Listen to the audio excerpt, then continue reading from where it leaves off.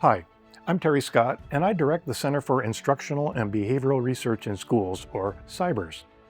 In this module, we discuss high probability responses to problem behavior, with a focus on the most typical student misbehaviors. As has been noted throughout all the modules in this CIBERS classroom management course, there are no sure things. Nothing is going to work every time or for every student. But we do know that some things work better than others. Some things give us a better chance of success than others. Our focus will continue to be on teacher strategies and practices that maximize the probability of student success in the classroom. Let's start by considering the dynamics of student misbehavior and teacher response. First, a student misbehaves, which is observed by the teacher, who then responds in some manner. The teacher's response is the best predictor we have of what the student will do next. If we wanted to see the student escalate into severe anger, there would be insulting and inciting comments we could make. But our concern should always be in predicting appropriate behavior.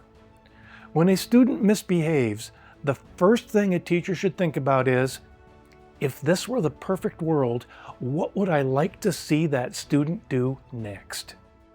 For example, if a student is completely disengaged and off task during independent work, the best possible outcome for the student would be to work until assignment is completed.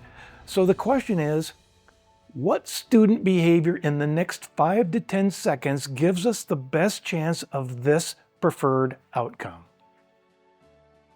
Similarly, if a student gets frustrated and verbally abusive to others, we'd like to see him or her be completely recomposed and able to continue interacting with others in a positive manner. The question is, again, what behavior do we want to see immediately that would give us the best chance of that outcome? We'll think of that preferred outcome as the prize. When students misbehave, we should immediately think about what that prize would be and then respond with this in mind. This is something we call keeping our eye on the prize. The steps are, first, take a breath and calm yourself. It's okay to have a brief delay prior to your response.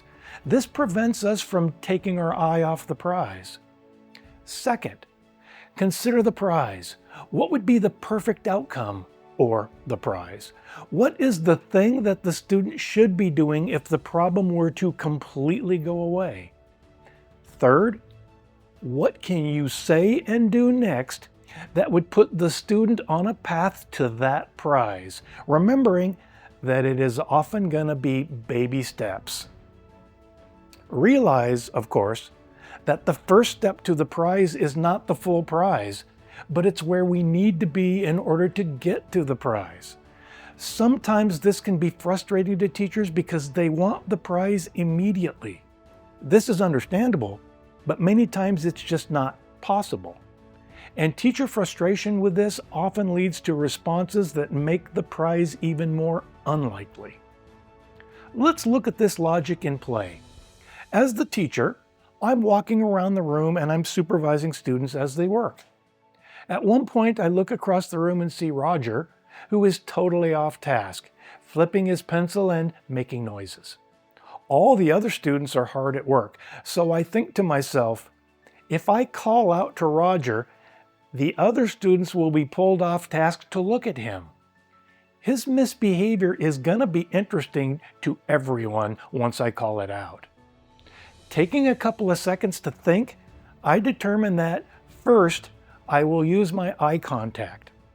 So I step into perfect view of Roger and I look directly at him, using my mom look.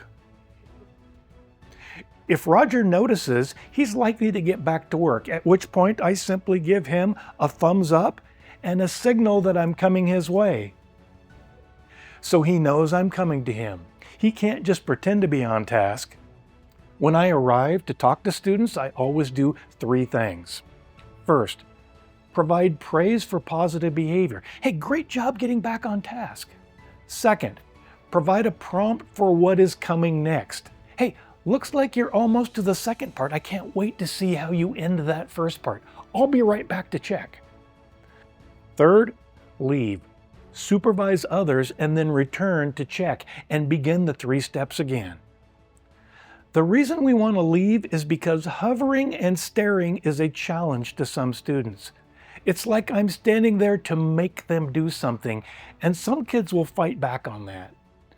By giving a prompt of what I want to see and then leaving, I remove the perception of a teacher ultimatum.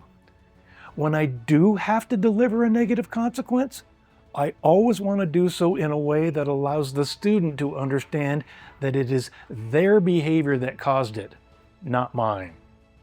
So I tell them up front what the consequences are for misbehavior, and when it happens, I can say, "Oh man, I'm so sorry you made that choice because, as you know, that means you're going to miss your free time. Man, I hate it when you miss your free time. How can I help you remember to make better choices so this doesn't happen again?" Note that the consequence was delivered, but I didn't give the consequence. The student earned it by his or her behavior. I remain calm and in the role of a teacher. This fits right into thinking again about the prize and taking the next steps to get it.